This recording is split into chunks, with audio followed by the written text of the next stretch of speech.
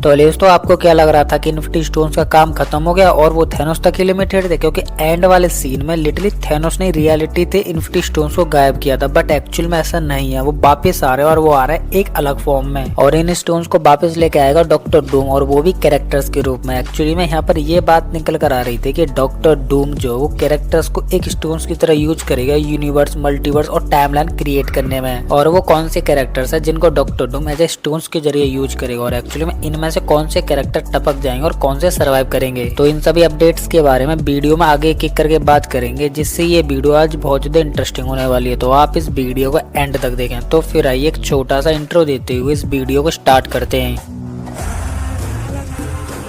तो इसके बारे में हम सबको पता है कि एक्चुअल में doctor Doom universe and multiverse को डिस्ट्रॉय करने की राह पे चल रहा है और एक्चुअली में डॉक्टर डूम ये सब काम ना करे तो फिर भी यूनिवर्स और मल्टीवर्स आपस में टकराकर खत्म हो जाएंगे, क्योंकि इनकर्जन्स हो रहे हैं और एक्चुअली में ये सारी चीजें यूनिवर्स एंड मल्टीवर्स को खत्म होने की राह पे लेके जा रहे हैं। बट यहाँ बात निकल कर आती है कि यूनिवर्स, मल्टीवर्स और अर्थ ये सभी आपस में टकराकर इनकर्जन्स के साथ खत्म हो जाएंगे। तो एक्चुअल में इनके बाद क्या होगा? तो एक्चुअली में इसके बाद होगा न्यू यूनिवर्स का क्रिएशन और वो सब करेगा डॉक्टर डूम। तो उसी के साथ डॉक्टर डूम ने जो फ्रैंकलिन किडनैप कराया एक्चुअली में वो इस वजह से कराया कि फ्रैंकलिन के पास वो पावर्स हैं जो कि वो यूनिवर्स, मल्टीवर्स और अर्थ जैसी पीसफुल चीजों को क्रिएट कर सकता है। एक्चुअली फ्रैंकलिन के पास ये पावर्स तो हैं जिससे यूनिवर्स, मल्टीवर्स एंड अर्थ जैसी पीसफुल चीजें क्रिएट हो सकती है। बट डॉक्टर डूम ये सारी चीजें फ्रैंकलिन से नहीं कराएगा। एक्चुअली ये चीज मैं आपको सिंपल भाषा में समझाऊं तो फ्रैंकलिन ने एक लग्जरियस घर क्रिएट करा जो कि बाहर से भी बहुत अच्छा और अंदर से भी बहुत अच्छा है, बट उसके अंदर कोई रह नहीं सकता है क्योंकि लाइफ एग्जिस्ट ही नहीं करती है, क्योंकि इनकर्जन्स होने के वजह से सब ह्यूमंस एंड लाइफ वाली सारी चीजें डिस्ट्रॉय हो गई। तो इस वजह से फ्रैंकलिन जो यूनिवर्स क्रिएट करेगा तो वो एक पूरी तरह से खाली घर की तरह रहेगा जिसमें ना तो कोई रह सकता है और वो एक्चुअली में यूनिवर्स भी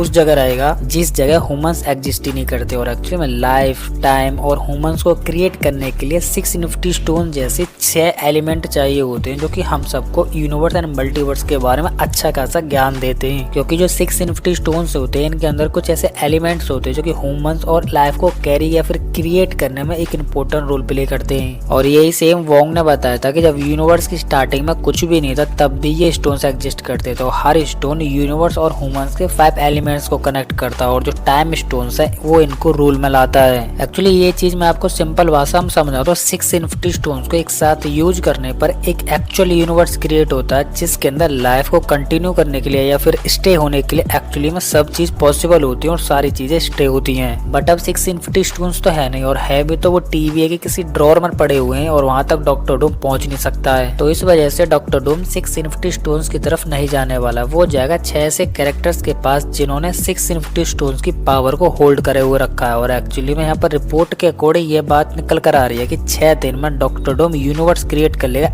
एज अ बैटल वर्ल्ड। तो पहले दिन डॉक्टर डूम फ्रैंकलिन की स्पेस वाली पावर का इस्तेमाल करेगा और इस पावर से वो स्पेस क्रिएट कराएगा जहाँ पर बैटल वर्ल्ड क्रिएट होगा एज ए यूनिवर्स के तौर पर। तो पहली पावर निकल कर आती है फ्रैंकलिन से एज ए स्पेस स्टोन। तो इसके बाद आता है गैलेक्टर्स। एक्चुअली में तुम ये खुद सोचो कि फंटास्टिक 4 में गैलेक्टर्स को मारा हुआ नहीं दिखाया था, सू ने यहाँ पर एक पोर्टल खोला था जिसमें उसे कैद कर दिया गया था, जिससे यहाँ ये बात निकल कर आती है कि फंटास्टिक 4 में गैलेक्टर्स अब भी जिंदा है, बस अर्थ 828 के किसी एक लूप में फंसा हुआ बट ले मजे रहा है। तो यहाँ पर डॉक्टर डूम गैलेक्टर्स के कॉस्मिक एनर्जी का इस्तेमाल करेगा अपने यूनिवर्स में peace, power and cosmic energy को जनरेट करने के लिए। तो इसके बाद नेक्स्ट कैरेक्टर आता है स्पाइडरमैन, और स्पाइडरमैन का नाम सुनते ही आप सोच रहे होंगे स्पाइडरमैन एक्चुअली स्पाइडरमैन यहाँ कैसे आ सकता है, वो तो एक स्ट्रीट लेवल का बंदा और एक्चुअली में उसका यूनिवर्स और मल्टीवर्स जैसे इवेंट से क्या ही लेना देना है। एक्चुअली बात ऐसी है कि स्पाइडरमैन अर्थ 616 का एक इम्पोर्टेंट और मेन एंकर बीन है जो कि है भी उस यूनिवर्स का जो कि सेंटर में एग्जिस्ट करती है। तो स्पाइडरमैन एंकर बीन होने की वजह से सोल्स को अट्रैक्ट करता है। तो इस वजह से डॉक्टर डूम अपने यूनिवर्स में सोल लाने के लिए स्पाइडरमैन को टपका देगा। और ये अपडेट निकल के भी आ रही थी कि अवेंजर डूम्सडे में कौन सा इंपॉर्टेंट टपकेगा, और वो कोई और नहीं बल्कि ये पीटर पार्कर वाला स्पाइडरमैन है। तो टपकने की बात सुनते ही एक्चुअली आप यहाँ ये बोलोगे कि ऐसे कैसे हो सकता है कि स्पाइडरमैन की तो सीक्रेट वॉर और सीक्रेट वॉर मूवी के बाद 2 और सोलो मूवी आने वाली है, तो ऐसे कैसे हो सकता है? एक्चुअली ऐसा होने वाला है कि जब डॉक्टर डूम सोल पाने के लिए स्पाइडरमैन को टपका देगा तो वहाँ पे स्पाइडरमैन तो टपक जाएगा जिससे स्पाइडरमैन के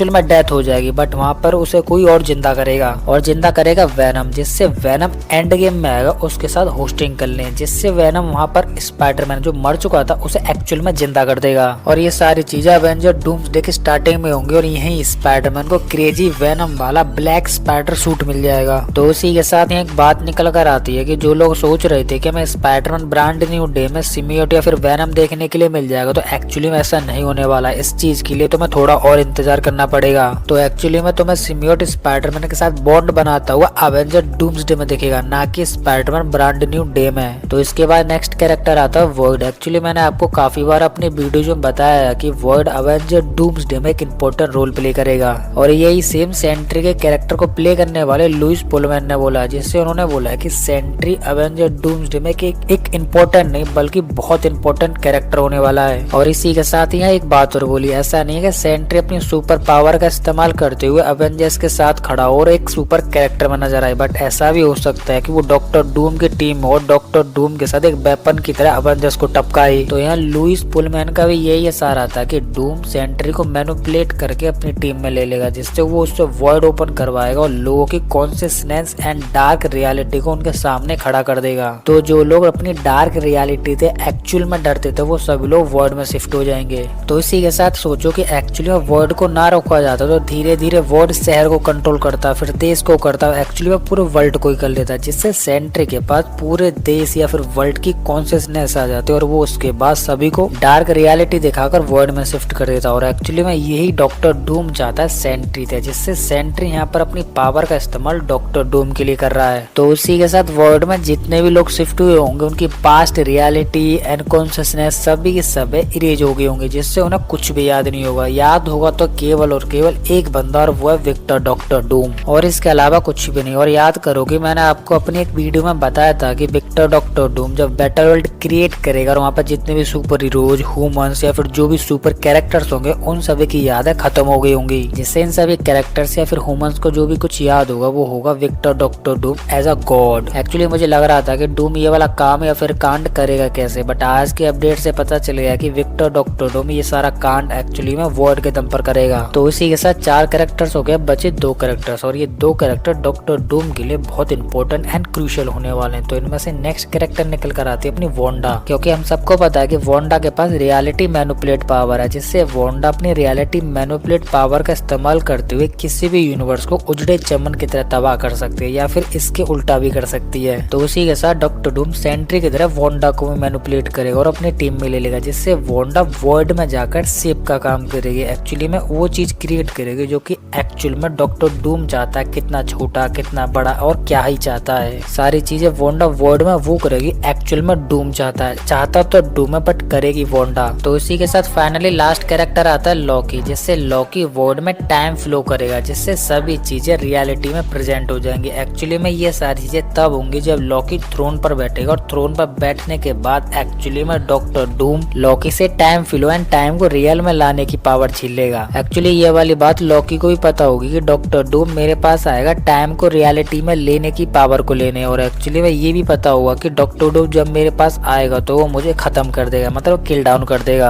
और पावर छीन के अपने यूनिवर्स में टाइम फ्लो कर लेगा। बट डॉक्टर डूम लॉकी को मारना चाहता है नहीं, एक्चुअली वो उससे उसकी पावर छीनना चाहता है, और लॉकी मर भी नहीं सकता, और वो इसलिए क्योंकि लॉकी थ्रोन पर बैठा हुआ है टाइम लाइन्स को होल्ड करे हुए। और इसी के साथ डूम लॉकी को मार देता है तो उसके हाथ में जितनी भी यूनिवर्स एंड मल्टीवर्स की टाइम लाइन्स है वो छूट जाएंगे, और उन टाइम लाइन्स में वही सारी चीजें होंगी जो कि ह्यूमंस चाहते थे या फिर कैंग द कॉन्करर चाहता था, जो कि ये सब डूम के लिए बहुत डेंजर, और ये हो गया तो डूम का बैटल वर्ल्ड क्रिएट नहीं हो पाएगा। तो इस वजह से डूम लॉकी को मारेगा नहीं बल्कि उसकी टाइम फ्लो वाली पावर को चुरा लेगा, मतलब अपने अंदर अब्जॉर्ब कर लेगा। और डॉक्टर डूम लॉकी से इसकी टाइम फ्लो वाली पावर को अपने अंदर अब्जॉर्ब तब करेगा जब एक्चुअल लॉकी थ्रोन पर यूनिवर्स एंड मल्टीवर्स की टाइम लाइन्स को अपने दोनों हाथों में पकड़ के बैठा होगा, जिससे लॉकी ना तो यहाँ पर अपनी पावर्स का इस्तेमाल कर सकता है, ना ही वो यूनिवर्स एंड मल्टीवर्स की टाइम लाइन्स को छोड़कर डूम से फाइट कर सकता है, जिससे इस टाइम पर इजीली डॉक्टर डूम लॉकी से उसके टाइम फ्लो वाली पावर को छीन लेगा और लॉकी को मरने के लिए वहीं छोड़ देगा। या फिर ऐसा हुआ कि वो शायद सीक्रेटली या फिर कुछ ऐसा इवेंट क्रिएट करेगा जिससे लॉकी को पता ही नहीं चलेगा कि उसकी पावर डूम के पास चली गई है।